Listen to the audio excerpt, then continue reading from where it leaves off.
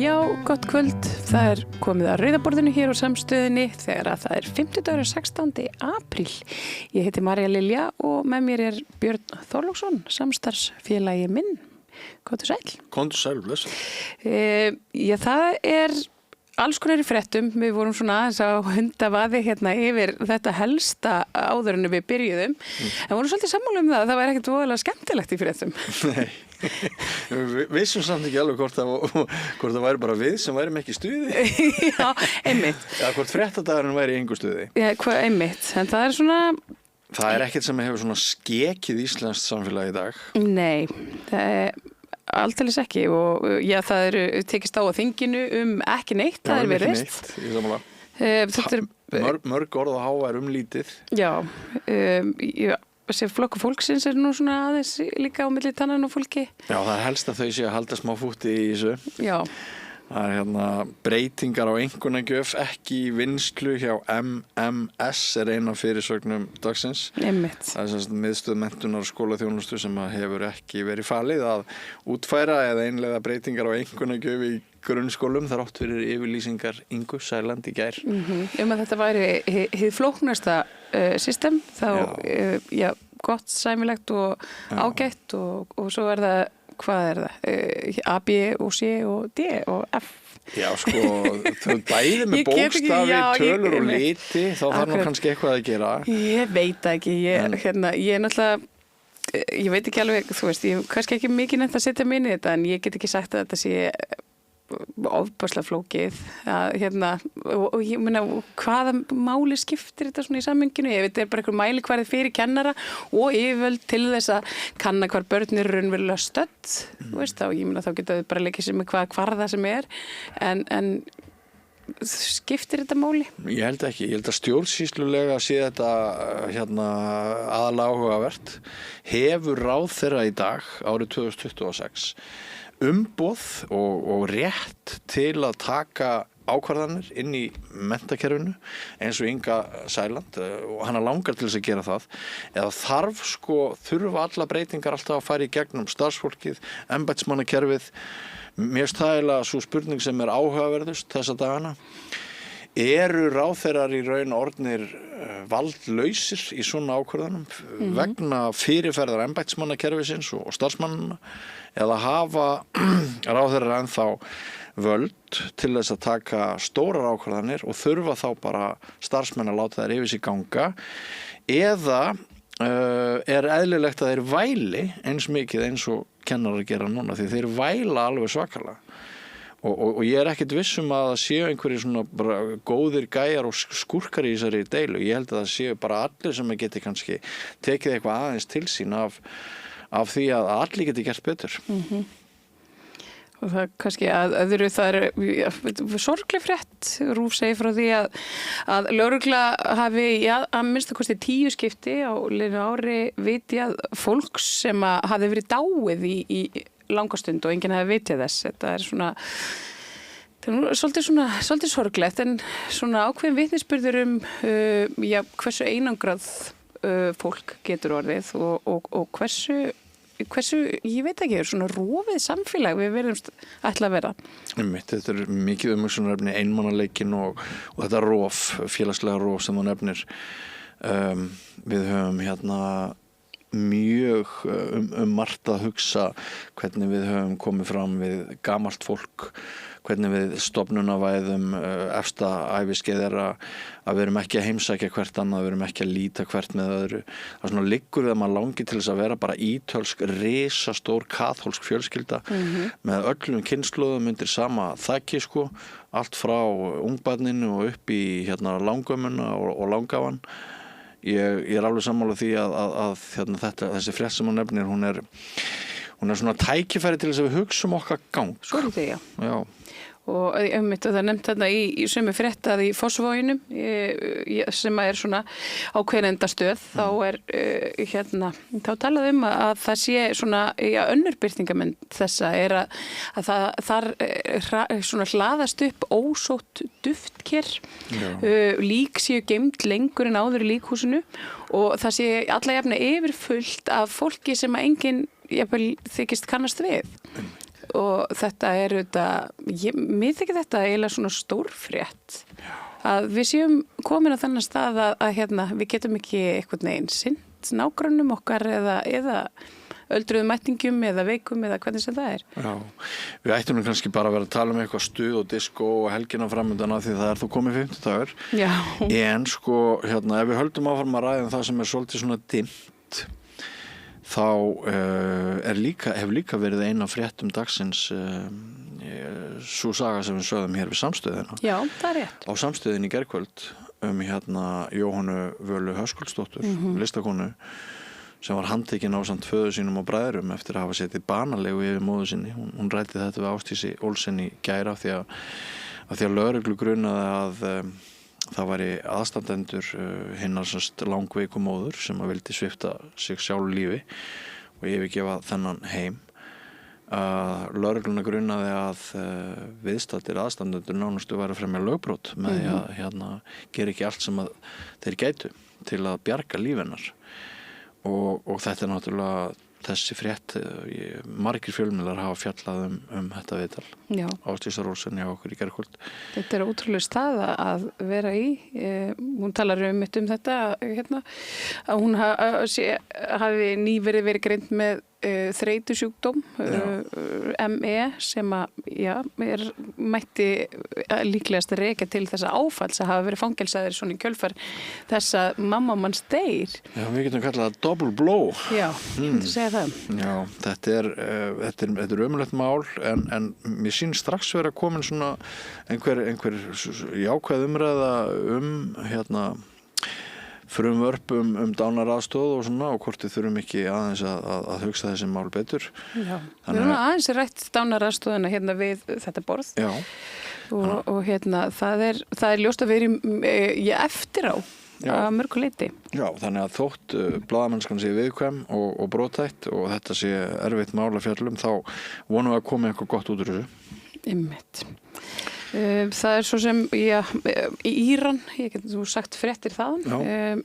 Bandaríkin, eða Pete Hegseth heldur, hefur núna hótað Íran að þeir hefjist, eða Bandaríkin muni hefja eftir árásir á Íran ef að þeir gangist ekki við öllum skilyrðum sem að Bandaríkin hafa núna sett varðandi Hormússundið.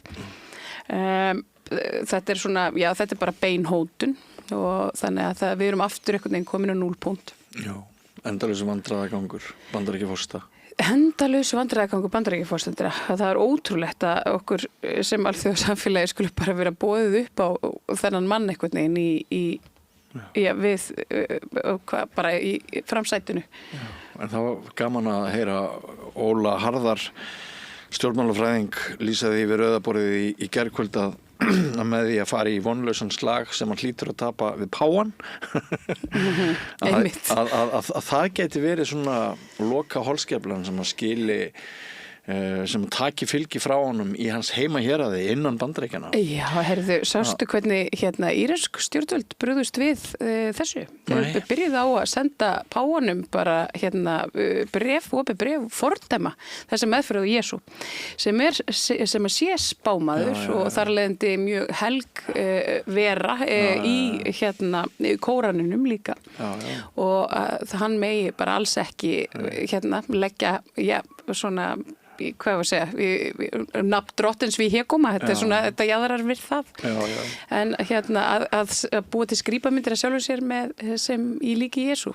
En af því að Trump komst til valda vegna trúaráhrifa mjög sterks hóps, ekkert mjög fjölmenns en sterks hóps sem er með ákveðna trú og ákveðin trúaleg gildi, þá væri svona mjög, kaltænislegt eða epíst ef hann fjalli aftur úr sessi út af einhverju svona trúarlegu, út af því að hafa tekið rangan slag við páan. Já, það er ótrúlegt í rauninni, það er alveg ótrúlegt. En Áslaug Arna, hún ætlar að koma aftur í pólitíkina. Frábært. Hún er það? Mér gæti ekki verið meira sama. Ekki það, mér kann ákveðlega við staðgengilennar, hann Sigurð Örn, hann hefur nú komið hingað í heimsókn til mín við rauðborðið. Ég myndi nú frekar vilja hafa hann heldur en Áslaug Örn, ég var nú bara viðurkenna það. Hann er ekki pólitíkur sem er mér að skapi. En maður getur ekki fengið allt sem maður vil. Það er hann svolítið Þórdís Reykfjörð sem hefur stólið sinni sem sá sjálfstæðisþingmaður sem hefur mest vægi, finnst mér núna. Síðustu vikur. Ég held að Áslaug Arna mun ekki ná að stugga við þeim sessi sem Nei. En svo var það dómsmálaráðherra sem komst í fréttir í morgun fyrir gjafmildi sína, ég var að segja, úr ríkissjóði. Hún gaf öllum starfsmönnum dómsmálaráðuneytisins vorgjöf. Já, bolla, voða fínir bollar eftir keramiklistakonu.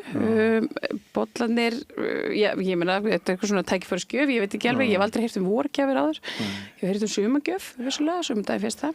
En þessar gjafir kostuðu þetta í kringum 500.000 krónur og greitt úr ríkissjóði og þetta, þótti fólki svolítið slá við Ingu Sæland og páskaeggjafía fíaskóinu hennar. Ekki beint vegna þess að Inga Sæland varði á milli 700 og 800.000 á opinberu fé í páskaegg. Þannig að bollamáli er ekki á þeim skala. Þetta sama fólk er að segja almenningi halda þessir höndum og eigið ekki með efni fram með þú veist að gangi ekki á frætt gleðina dyr í rauninni til þess að stemmist yfir verðbólgu og annað og svo sjáum við bara þetta sama fólk einhvern veginn mók úr ríkissjóði. Þó þetta séu kannski engar gríðarlegar upphæðir svona stóra samhenginu þá er þetta nú samt alveg hellingspeningur fyrir marga.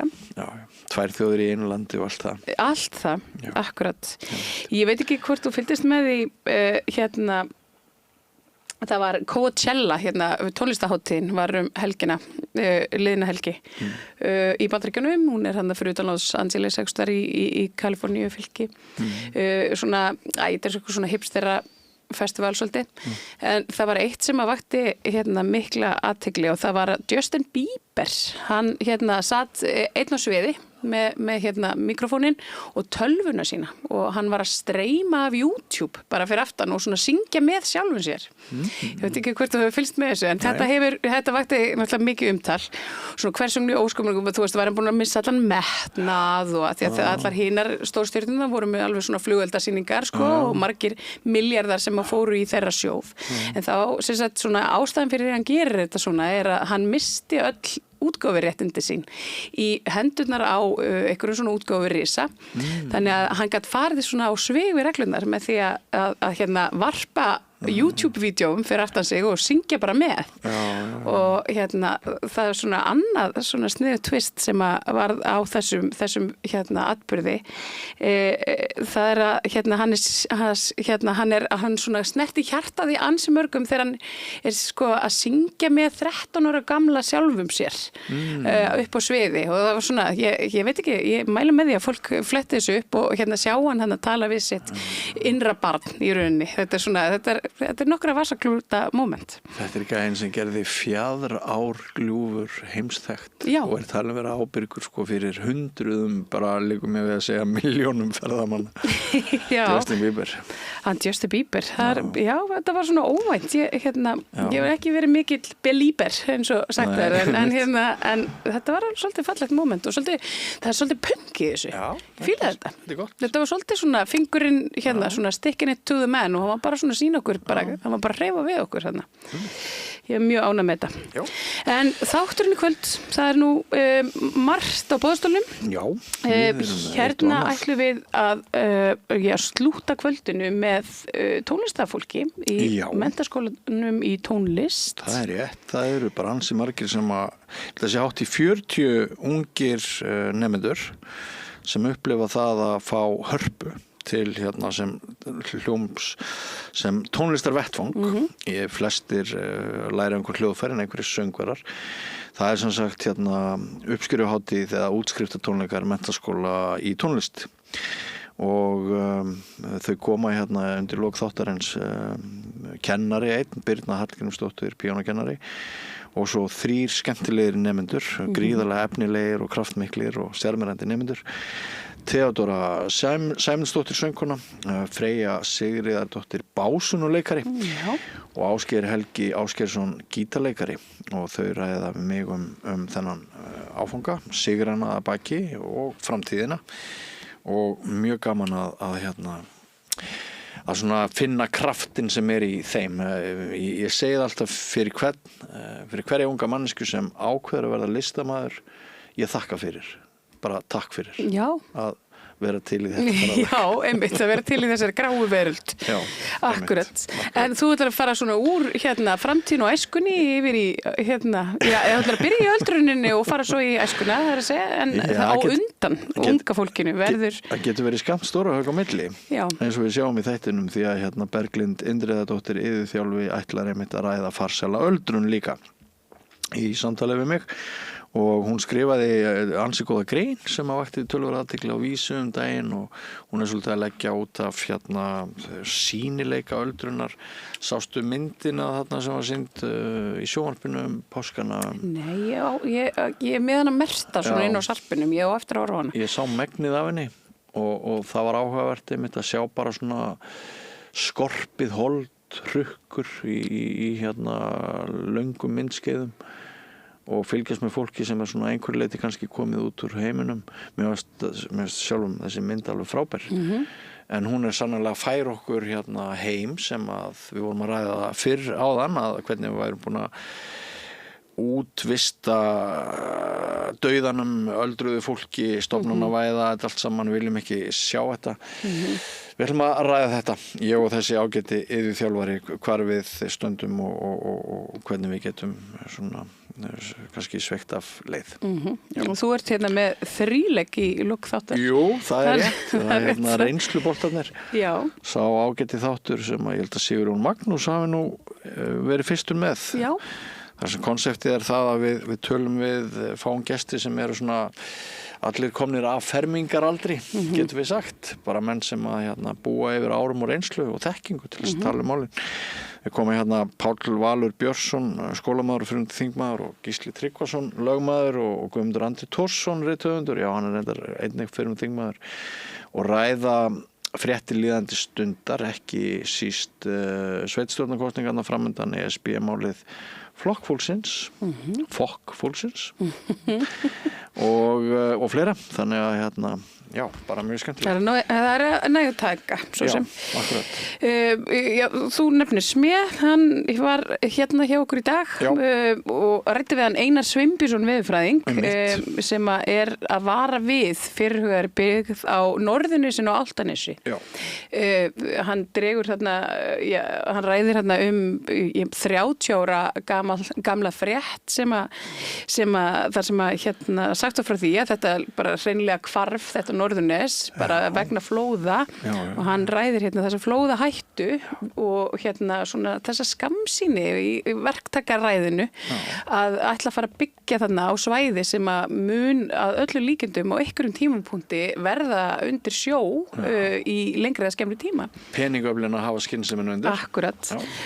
Virkilega spennandi. Já, einmitt. En ég ætla að fá að svo ríða hér vaðið í upphafi þáttar eftir stuttar auglýsingar með Tótlu í Sæmundsdóttur hjá Barnaheillum og við ætlum að ræða mál barna sem að lenda eða liggja utan kerfis eru án þjónustu vegna þess að málefni foreldra þeirra sem eru umsækjendur alþjóðlega vernd voru færðir á milli úr höndum sveitarfélagana og yfir til ráðuneyta og undirstofnana þeirra þar með talið Vinnumálastofnun. Vinnumálastofnun auðvitað hefur enga burði til þess að sinna leikskólaþjónustu fyrir börn. Þannig að það eru þannig litlir einstaklingar, pínlitlir einstaklingar sem eru að koma úr mjög erfiðum aðstæðum sem að eru bara að gjörsamlega út undan og á einhvern veginn framfærslu foreldra sína allan sólarhringinn, mega lítið fara út úr herbergjum og þetta í rauninni svona eins og fangabúðir. Hvað er þetta að segja? Og ég virkilega umulegt mál í alla staði. Barnaheill hafa verið núna að reyna að vinna að einhverju lausn fyrir þennan hóp sem að enga þjónustu fær því að þegar þetta var fært úr höndum sveitarfélagana þá féll niður skólaþjónustan, leikskólaþjónustan, frístundastarfið, íþróttirnar, allt þetta fyrir þennan hóp og svo mikla þekking sem hafði verið hjá sveitarfélagunum, hún svona glopraði svo litið niður. Við ræðum líka aðeins barnafangelsið hérna fyrir hugaða. Þú kallar það barnafangelsið? Já, sem það er. Og sem að öll mannréttindasamtök held ég alveg örugglega á Íslandi hafa ég svona reynt að stöðva með veikum hætti því að ég get nú sagt frá því að ég hef heimildi fyrir því að það sem nú hreinlega bara verið að byggja grunnaði núna. Það sé búið að panta inn efnið í bygginguna og það sé allt komið að stað þrátt fyrir að ekki sé búið að samþykkja lögin. Þannig að svona viss er dómsmálaráðherra í sinni sök þrátt fyrir varnarorð allra þessara samtaka. En já, það er bara hér eftir stuttar auglýsingar. Tótlega ég Sæmundsdóttir hjá Barnaheillum og ég bið ykkur bara að njóta auglýsinga á meðan ef maður getur nú notað þeirra. Hótel Bjarkarlundur opnar 1. apríl. Morgunverðarhlaðborð frá 7, veitingarstaður opinn til 21, gisting, rafmagnshjólaleiga, kajakleiga og tjaldsvæði. Hótelbjarkarlundur.is. Gleði er svo mikil dauðans alvar. Ef að það er ekki gleði, það vantar svo mikið kraft. Ég heiti Edda Björgvinsdóttir og ég trú á gleði. Langar þig að byggja hús? Við hjá Arkitek færu þér heildalausnina. Lóðir, hönnun, framleiðsla og uppsetning. Skoðaðu heimasíðun okkar, arkitek.is og hafðu samband. Jæja, krakkar, þetta er síðasti dagurum minn. Ég ætlaði nú aldrei að fara að vinna sem leiðbeinandi. Ég hef náttúrulega aldrei lært þetta, að kenna. Ég lærði nefnilega hagfræði. Hæ krakkar, ég er nýji kennarinn ykkar. Ég er búin með 5 ára kennaranám og ég hlakka til að vera með ykkur þangað til þið útskrifist. Fjárfestum í kennurum. Kennarasamband Íslands. Samstaða skilar árangri. BSRB, afl í þágu almennings. Öflug verkalýðshreyfing er lykillinn að öflugu samfélagi. Alþýðusamband Íslands, samstillt barátta í þágu launafólks í meira en heila öld. Samlokubrauð, maltbrauð, tékkneskt-brauð, súrdeigsbrauð, brauð ársins, Bernhöfts bakari, íslenskt handverk síðan 1834. Góðir fjölmiðlar eru mikilvægur partur af því súrefni sem sérhvert samfélag þarf á að halda. En góðir fjölmiðlar þeir þurfa ekki endilega að vera hlutlausir, en þeir verða að vera sjálfstæðir. Alveg eins og góðir háskólar og traustir dómstólar þurfa að vera sjálfstæðir. Þeir þurfa að þjóna fólkinu, ekki valdinu. Ég heiti Þorvaldur Gylfason og ég styð samstöðina. Hvar skrái ég mig í áskrift? Samstöðin.is